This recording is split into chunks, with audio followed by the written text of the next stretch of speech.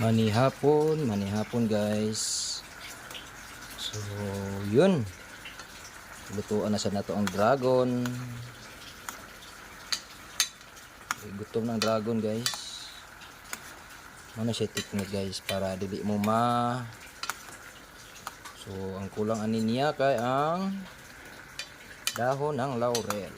Good sa adobo na kayo. Ipalata na nato maayo ni guys. For almost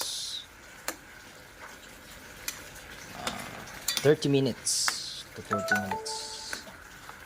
That's why lata na gid ang karne sa manok. Ooh, yummy.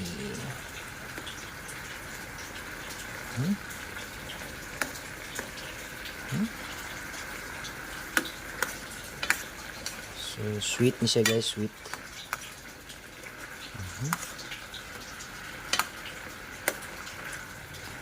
So thanks for watching guys. Ito nang i-ukada ng dragon. Let's go.